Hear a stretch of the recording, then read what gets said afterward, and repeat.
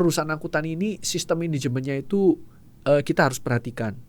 Kenapa? Kalau sistem manajemennya tidak baik di perusahaan angkutan, itu bisa menyebabkan nyawa hilang. Nah, artinya cari cuan gak harus mengorbankan keselamatan. Betul. Lah gitu.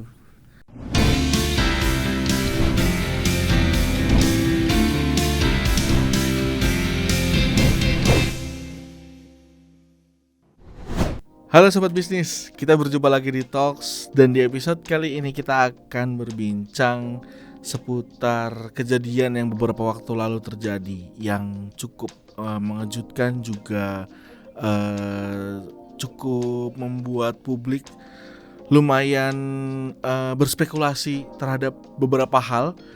Salah satunya adalah aspek keselamatan.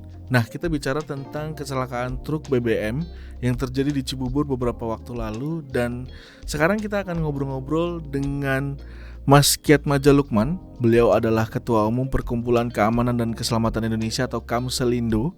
Dan kita akan ngobrol-ngobrol tentang bagaimana sebenarnya aspek-aspek keselamatan dalam angkutan barang ataupun kendaraan angkutan ya, terutama yang truk dan sejenisnya, kendaraan-kendaraan besar. Karena tidak hanya kejadian di Cibubur beberapa waktu lalu, tapi juga sebelumnya di Simpang Rapak Balikpapan juga kejadiannya mirip, sama-sama melibatkan kendaraan besar. Nah, sebenarnya apa yang terjadi dan hal-hal apa yang harus diperhatikan baik oleh pengusaha, pengemudinya, ataupun aspek-aspek lain, terutama mengenai aturan. Kita juga bakal ngobrol-ngobrol nih. Nah, kita akan ngobrol langsung bareng sama Mas Kiatmadja Lukman. Halo Mas, apa kabar Mas? Halo, apa kabar Mas Ganang? Kabar baik Sehat? Mas, sehat juga. Nah Mas, kita ngomong tentang kecelakaan yang melibatkan kendaraan besar, truk terutama ya Mas ya. Beberapa waktu lalu terjadi di Cibubur, terus juga sebelumnya juga yang cukup viral terjadi di Simpang Rapak di Balikpapan. Kejadiannya mirip-mirip, sama-sama di turunan. Gimana nih Mas Kiatmadja Lukman melihat kecelakaan ini sebagai Ketua Umum dari Perkumpulan Keamanan dan Keselamatan Indonesia, terutama di bidang kendaraan logistik nih Mas? Ya, terima kasih kesempatannya pertama Mas Ganang. Jadi bicara tentang keselamatan khususnya ya, ini kita bicara lebih banyak tentang keselamatan khususnya di angkutan barang. Ini masih merupakan PR kita bersama untuk ditingkatkan dan diperbaiki. Kalau kita mengaca pada dua kejadian yang lalu, khususnya di Simpang Rapak sama di kejadian yang di Cibubur kemarin, kejadian Cibubur kemarin, itu ada beberapa hal yang bisa kita tarik kesimpulan ya. Nah, bicara tentang keselamatan tentunya ada banyak aspek. Kalau di Indonesia sendiri kan ada 5 pilar of road safety ya. Pertama itu tentang jalan yang berkeselamatan, tentang sarana kendaraan yang berkeselamatan, kemudian personil yang berkeselamatan, kesehatannya, dan juga tentang penegakan hukumnya. Jadi kalau kita bicara tentang kejadian kemarin, itu ada beberapa hal yang bisa kita tarik. Pertama, di Simpang Rapak sama di Cibubur kemarin itu dua-dua jalannya menurun. Betul.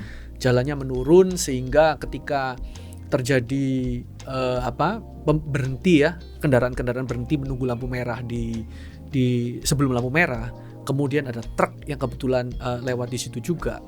Nah, truk tersebut disinyalir tidak bisa, pengeremannya tidak efektif. Betul. Sehingga terjadi yang namanya remblong dan mengakibatkan korban yang begitu banyak. Karena kalau kita bicara tentang jalan menurun ini cukup menarik gitu ya, dibandingkan sama jalan yang datar. Ya. Kalau jalan menurun tentunya peran pengereman itu berfungsi sangat vital sekali, sangat vital. Kalau truk dalam keadaan turun, kalau rem dia gagal, tentunya kendaraan itu akan terus turun. Ya. Akan terus turun. Sama halnya ketika dia nanjak. Ketika nanjak, remnya gagal ya dia mundur. Akan memunduri kendaraan di belakangnya. Jadi sebenarnya kalau kita bicara jalan turun atau jalan naik gitu ya, di luar negeri juga ada jalan turun jalan naik gitu. Ya. Lampu merah jalan turun jalan naik. Nah, kalau bicara seperti itu berarti kita mulai mengalir lagi ke arah kendaraannya bagaimana. Habis gitu pengemudinya bagaimana gitu ya. Karena memang untuk naik untuk turun itu diperlukan keterampilan tertentu. Contohnya misalnya begini, ketika kalau kita kebanyakan apalagi kendaraan di Indonesia ini kendaraan manual ya. Ketika kendaraan berhenti, kalau kita telat gitu ya, melepas kopling dan menginjak gas, mobil itu bisa mundur gitu ya, bisa mundur. Nah ini tentunya dibutuhkan keterampilan pengemudi yang khusus. Sama halnya juga ketika turun, rem kendaraan truk itu sangat berbeda dengan kendaraan biasa. Apalagi rem kendaraan di Indonesia ini menggunakan yang namanya AOH. Ini mohon maaf agak sedikit teknis. Karena kalau AOH itu begini, kalau kita pakai kendaraan biasa itu mengandalkan injekan kaki kita itu udah cukup untuk mendorong minyak rem ke piston-piston yang ada di ban untuk melakukan pengereman. Tapi kalau truk ini kan masanya besar, jadi mobil itu berat. Tidak cukup hanya diinjak kaki begitu untuk mendorong minyak rem.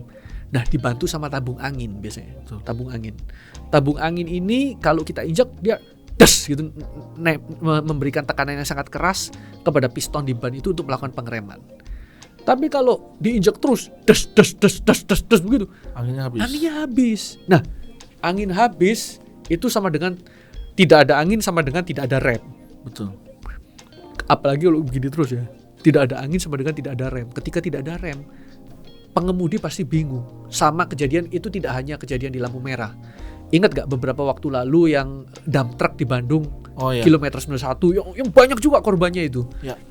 Itu sama, dia turun terus, tapi karena kemampuan pengemudinya kurang memahami penggunaan kendaraan AOH ya, air over hydraulic, akhirnya hari itu terjadi. Nah ini nyambung juga ke kelangkaan pengemudi. Kalau kita bicara tentang pengemudi ya, kelangkaan pengemudi. Jadi sebenarnya masalah kemarin itu merupakan masalah multidimensi kalau menurut kami ya. Itu masalah multidimensi, harus ditarik benangnya satu-satu. Termasuk di kendaraannya. Kalau kita bicara kendaraan, kita bicara kelayakan kendaraan. Nah, kelayakan kendaraan itu paling gampang gini, kita lihat.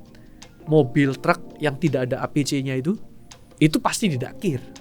Mobil truk, dump truck khususnya misalnya ya, kalau tinggi bak dia melebihi 1,2 meter, ya kemungkinan besar nggak kir. Karena kalau dia kir pasti ditolak. Begitu dia nggak kir, udah yang lain pasti nggak diperiksa.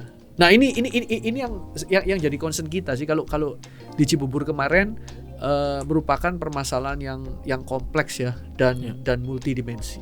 Kalau kita bicara tentang tadi Mas Lukman juga bilang kalau uji kir itu juga salah satu hal yang di Indonesia sendiri ya, seperti kita ketahui salah satu metode yang dimiliki pemerintah untuk gimana caranya mengantisipasi terjadinya kecelakaan, karena uji kir bisa dibilang uji kelayakan kendaraan di lapangan gitu kan. Nah, menurut Mas Lukman sendiri sejauh mana uji kir itu ampuh untuk bisa dibilang untuk menekan angka kecelakaan terutama kendaraan-kendaraan besar itu, Mas?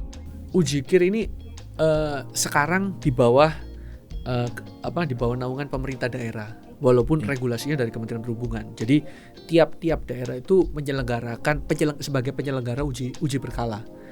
Ada beberapa daerah yang tidak memiliki fasilitas seperti itu ya, kayak kita bicara di pulau-pulau luar lah, atau di provinsi-provinsi yang agak jauh dari Jawa itu masih sulit peralatan untuk melengkapi semua peralatan 11 poin penguji berkala itu.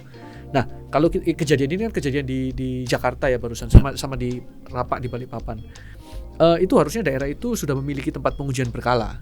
Betul. Tapi kalau setiap perusahaan itu dilakukan uji berkala, harusnya perusahaan itu relatif aman. Karena ketika kendaraan itu masuk, dilakukan 11 poin pengecekan, termasuk pengereman loh. Termasuk pengereman, termasuk emisi, termasuk daya pancar cahaya dan seterusnya, termasuk ketebalan ban. Kemarin saya baca sedikit tentang yang di Cibubur itu katanya bannya tipis ya. Nah, kalau kita bicara itu kalau dilakukan uji berkala yang ketat pasti harus ganti ban. Nah, sebenarnya uji berkala ini merupakan bagian yang penting.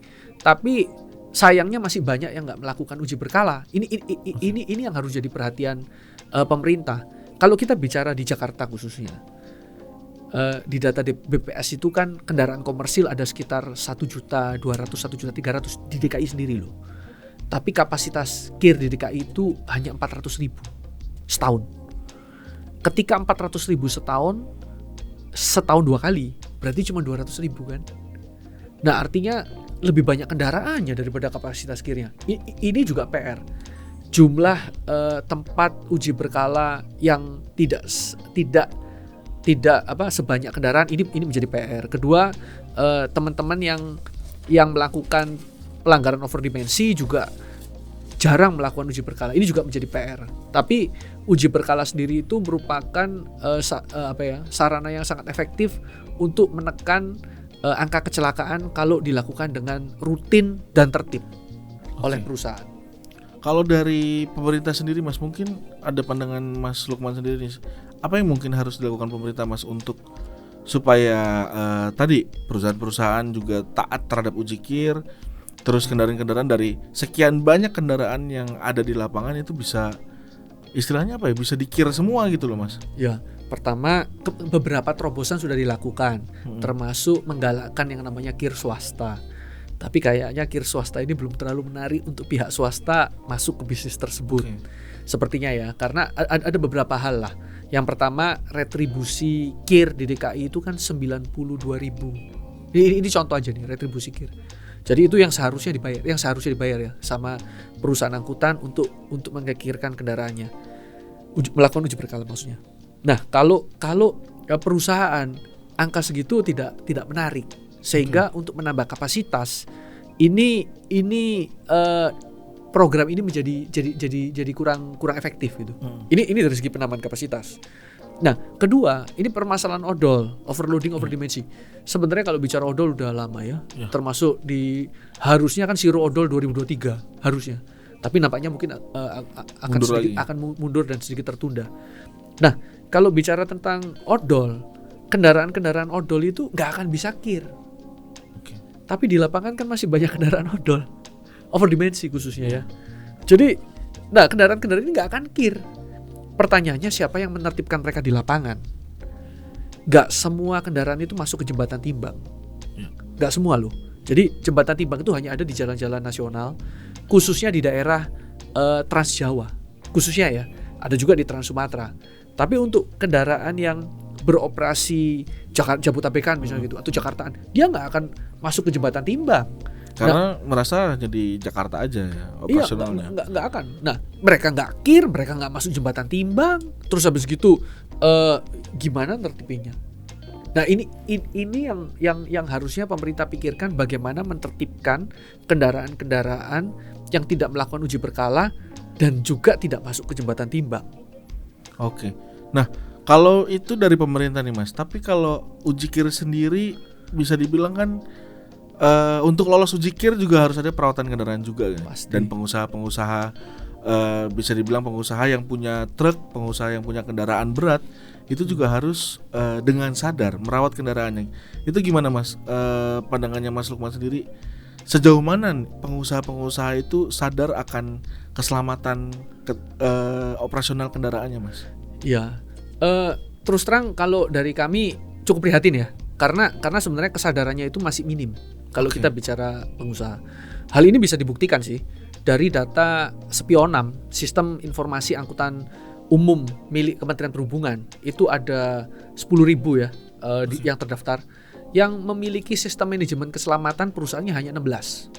Mungkin dari sekarang 10.000. Mungkin sekarang nambah sedikit lah, bisa mungkin di sekitar 20-an, tapi nggak signifikan angkanya bertambah. Apa itu penyebabnya bisa sebanyak itu yang tidak mengikuti aturan itu Mas? Ya, kita bicara perusahaan truk dulu. Perusahaan truk ini saya rasa nggak cuma di Indonesia, di belahan manapun di dunia selalu diawali dengan perusahaan keluarga biasanya, atau perorangan.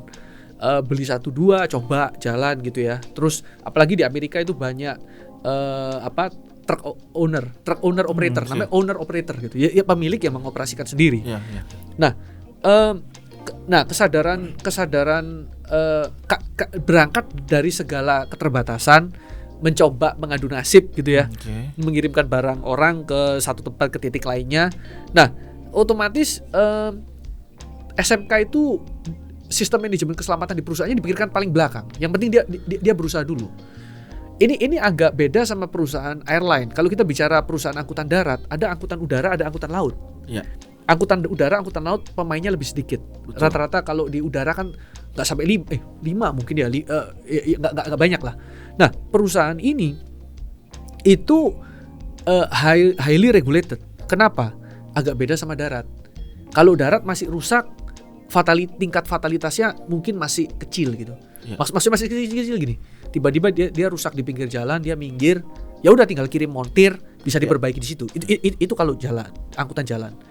Tapi kita bicara angkutan udara, terbang, kemudian pilotnya bilang, sorry ini ada yang ketinggalan, rusak. Oh bingung kan, turun semua penumpangnya bisa kaget gitu. Nah ini oleh karena itu sistem preventive maintenance di angkutan udara itu jauh lebih baik. Preventive maintenance itu membutuhkan perubahan budaya perusahaan. Betul.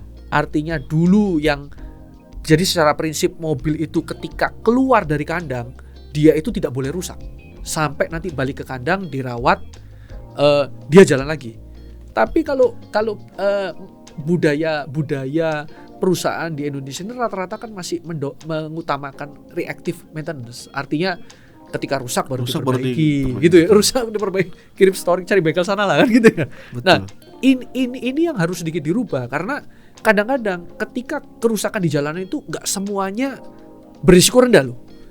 Ya kayak tadi remblong turunan orangnya banyak. Wah itu kalau perusahaan angkutan kalau mengalami seperti itu bisa mengalami kerugian yang luar biasa. Belum tingkat fatalitas orang-orang yang meninggal ya. Betul. Nah disinilah sistem manajemen keselamatan itu sebenarnya penting.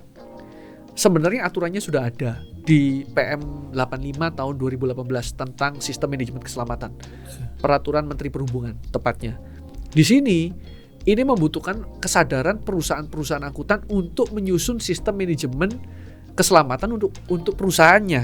Oke. Nah, memang untuk perusahaan perorangan yang nggak memiliki struktur yang lebih lengkap ya, itu akan rumit. Kesulitan juga mungkin ya untuk sulit menerapkan itu ya. Sulit. Untuk kami sendiri kita juga pernah menyusun ya. Kita menyusun baru-baru ini. Anggota Kamselindo sendiri udah 2 perusahaan yang dapat. Ini ada 2 lagi yang sedang dalam proses. Karena terus terang kita di Kamselindo ini mendorong untuk karena kita asosiasi perusahaan ya. Kita mendorong perusahaan-perusahaan itu untuk memiliki sistem manajemen keselamatan dan sistem manajemen pengamanan. Karena kalau di angkutan barang ada 2 aspek sebenarnya, antara keselamatan dan keamanan. Nah, kalau di keselamatan sendiri ini kami waktu itu saling support ya. Jadi kita ngerjakannya itu bersama-sama. Nah, kalau untuk perorangan memang sulit. Memang sulit. Jadi pemerintah perlu memfasilitasi saya rasa untuk perusahaan perorangan ini memberikan pendampingan. Karena ini melakukan intervensi terhadap operasional perusahaan loh. Contohnya begini, mobil yang datang harus diceklis. Mobil yang mau berangkat harus diceklis dulu. Kekurangannya apa, itu harus dilengkapi. Nah, sedangkan yang seperti itu kadang-kadang boro-boro mobil masuk garasi kan, lanjut lagi gitu. Nah, datang langsung berangkat lagi. Bahkan kadang nggak pulang ke garasi, udah langsung jalan. Nah, yang hal-hal seperti ini karena lebih mengutamakan ekonomi. Betul. Daripada aspek lainnya. Nah, kalau aspek lainnya tidak diperhatikan, pasti. Karena kita ini juga berpengalaman tentang hal itu ya. Maksudnya saya yakin semua perusahaan angkutan pernah mengalaminya lah. Kalau kita nggak memperhatikan aspek keselamatannya, pasti nanti ruginya akan jauh lebih besar. Apalagi kalau kita mengalami kejadian seperti yang di Cibubur kemarin atau di Simpang Rapa. Kalau tadi Mas Lukman bilang aspek keselamatan di perusahaan, apalagi perusahaan perorangan itu ya, mungkin nggak sih Mas biaya operasional dari perawatan kendaraan itu jadi alasan? Karena kalau kita tahu untuk lolos uji KIR mereka harus merawat kendaraannya dan itu mengeluarkan biaya yang nggak sedikit ya untuk perawatan kendaraan sendiri. Biaya operasional itu jadi salah satu faktor juga nggak sih dibalik ketika baik itu mau perusahaan perorangan ataupun perusahaan yang sudah terstruktur, apakah biaya operasional juga jadi ganjalan atau jadi alasan utama? Saya rasa tidak. Gini, semua kendaraan itu memiliki kapasitas bilang aja kapas rem lah ya. Okay. Kapas rem itu memiliki umur. Sama kayak kita bilang kopling gitu ya, kopling, kapas kopling. Umur oli pun juga ada umurnya, 10.000 kilometer misalnya harus ganti. Iya. Nah, kalau kita melakukan preventive maintenance berarti kita ini berkomitmen. Oke. Nah, itu harus dicerminkan di dalam budaya perusahaan memang. Karena perusahaan yang berkomitmen tuh akan melakukan pemantauan. Oke. Pemantauan itu nggak harus boros kalau menurut saya. Contoh begini. Kampas rem ini umurnya 100.000 kilo misalnya aja. Ya. Nah, berarti ketika dia belum habis, ketika belum 100.000 di tiap 10.000 atau tiap 20.000 kilo itu perusahaan melakukan pengecekan. Oke. Jadi, ini masih layak, jalan lagi. Ini masih layak, jalan lagi. Masih layak. Ternyata udah kilometer ke 100 nih. Dilakukan pengecekan lagi. Ini masih bisa, masih bisa. Kalau menurut montirnya ya, masih bisa 10 lagi. Berarti mobil ini dijadwalkan akan kembali ke garasi 10.000 kilometer lagi dan akhirnya ketemu 11.000 kilometer. 110.000. Tapi kalau reaktif agak beda. Jalan terus dia. Terus kemudian pengemudinya laporan, "Bos, remnya udah nggak nyala." Oke. Bongkar lah kan? Dibongkar kan? Ya memang dia dapat 130.000 kilometer. Remnya nggak hanya habis, tapi pakunya udah keluar semua. Kalau paku keluar semua berarti kan tromol kendaraan itu baret kan? Kalau tromol kendaraan itu baret, berarti dia harus mengganti tromol. Kalau dia mengganti tromol, uang yang dikeluarkan akan jauh lebih banyak. Itu bisa 2-3 kali lipat. Selain itu, ketika nanti kalau tromolnya udah baret, ini saya sedikit teknis ya, sorry. Ya. Kalau itu udah baret, kita ganti kampas rem yang baru, pengereman kendaraan itu tidak akan sama. Karena dia udah baret. Jadi napak begini itu nggak akan sempurna. Nah, ini artinya apa? Ketika kita nggak melakukan perawatan preventif, mengandalkan reaktif, itu justru malah lebih boros.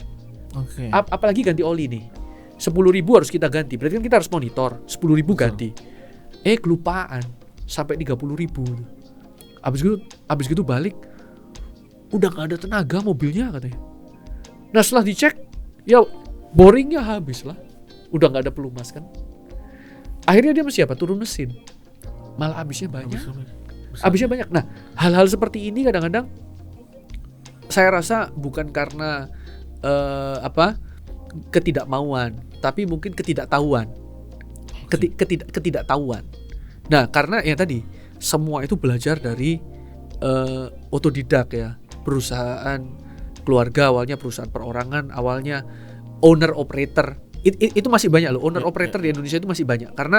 Karena mobil-mobil kecil khususnya yang ngangkut barang sembako itu didominasi sama owner operator itu.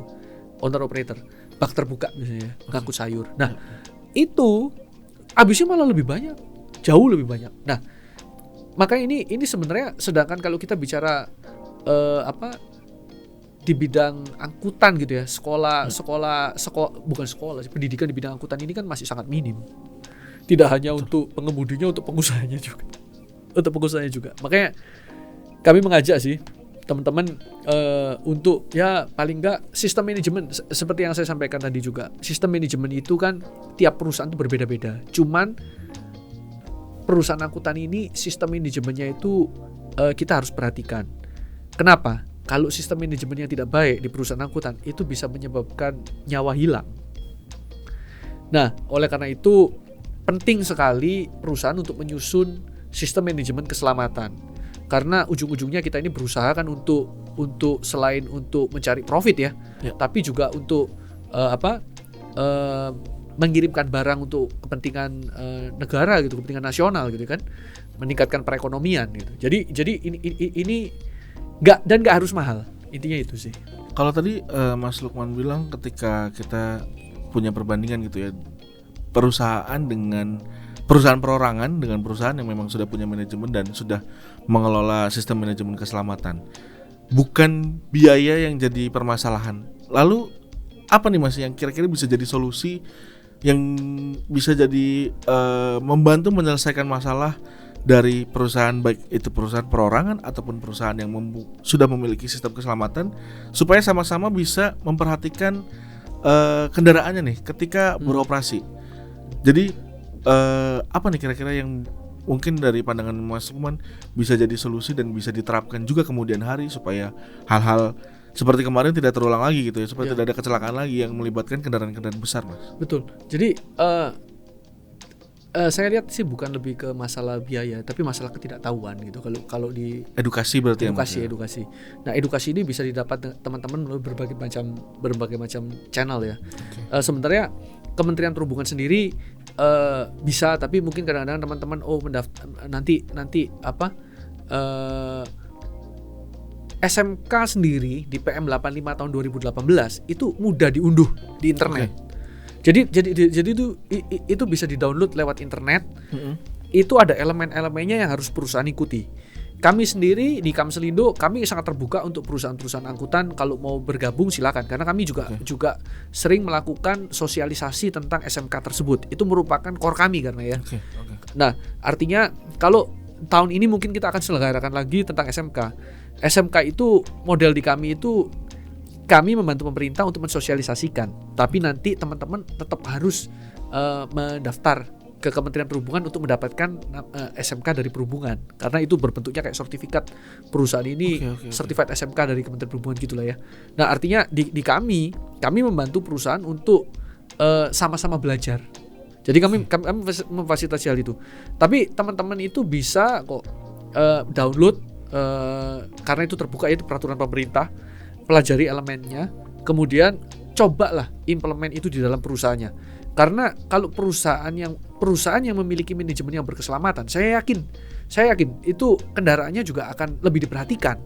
Nah, sekarang ini jangan lupa loh, aset produksi kita ya sebagai perusahaan angkutan itu di jalan semua. Betul. Mereka bergerak di tengah-tengah masyarakat. Dan kendaraan-kendaraan ini kalau nggak diperhatikan kalau nggak dirawat dengan baik, efeknya juga nggak cuman ke masyarakat, ke kita juga kan. Kalau sampai terjadi yang di Cibubur, di Sipak Rapa, itu saya yakin pusing sekali itu. Iya. Kerugiannya luar biasa. Belum lagi fatalitas ya, tingkat banyaknya korban yang ditimbulkan gitu. Seperti itu sih. Jadi bisa di-download, bisa dipelajari, nggak rumit lah. Yang penting kemauan dari perusahaan itu. Oke. Pelajaran apa sih, Mas, dari pandangan Mas Lukman yang bisa diambil dari kecelakaan truk yang terjadi beberapa waktu lalu, baik yang di Cibubur, yang di Simpang Rapak Balikpapan, ataupun kecelakaan truk lain? Hal apa nih, Mas, yang bisa diambil pelajaran apa? Ya, saya rasa begini. Memang fungsi dari perusahaan itu adalah untuk mencari profit gitu ya. Itu fungsi dari perusahaan. Tapi saya yakin keselamatan itu merupakan aspek penting yang tidak integral, aspek integral yang tidak bisa dipisahkan dari ketika kita mencari keuntungan. Khususnya kita di perusahaan angkutan. Kalau kita bicara di perusahaan makanan, ya food safety itu menjadi ujung tombaknya lah. Kalau di kita ini keselamatan itu harusnya menjadi ujung tombak. Kendaraan yang selamat itu akan perusahaan yang berkeselamatan itu akan meningkatkan reputasi perusahaan juga. Artinya mengirimkan barangnya dengan selamat. Ketika kita berusaha tidak mengakibatkan dampak terhadap masyarakat yang tinggi gitu ya. Jadi hal ini perlu diperhatikan sebagai pengusaha, selain mencari keuntungan juga mengutamakan keselamatan. Memang selama ini kalau kita lihat di perusahaan angkutan, odol itu kenapa sih gitu ya? Karena ya memang tuntutan atas beban biaya yang terus meningkat. Ini kalau boleh ngomong terus terangnya ya, tuntutan atas kebutuhan biaya yang terus meningkat.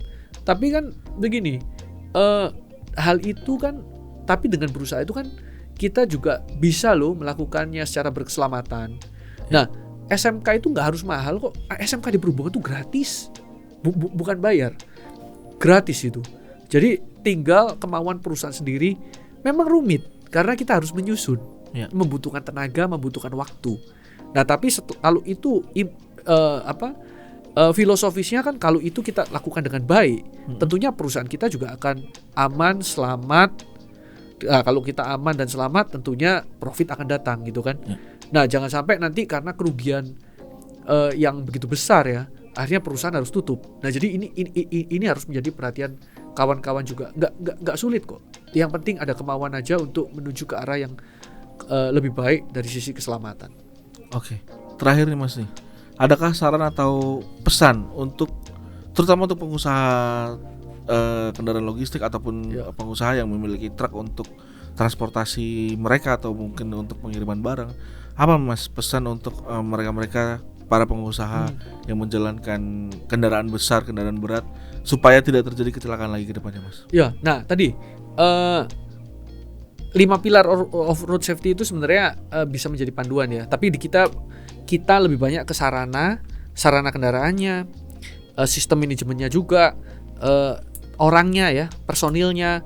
Kalau infrastruktur memang bukan di luar kendali kita terus terang. Ya. Infrastruktur itu lebih ke pemerintah. Kayak contoh jalan turunan lampu merah itu kan pasti di luar. Betul. Di luar di luar wewenang kita ya, di luar kekuasaan kita. Tapi kita bisa mencegah supaya walaupun lewat turunan, walaupun ada lampu merah di sana, tetap aman. Gitu. Betul. Nah jadi artinya gini, kalau turunan itu yang di Simpang Rapa sama di Cibubur itu saya prihatin aja karena di luar negeri juga ada yang begitu. Betul. Naik juga ada, tapi kok kendaraannya nggak nabrak motor segitu banyak kan gitu ya.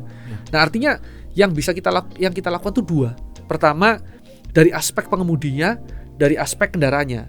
Dari aspek pengemudi ini nggak bisa dipungkiri kecelakaan terbesar itu karena human error.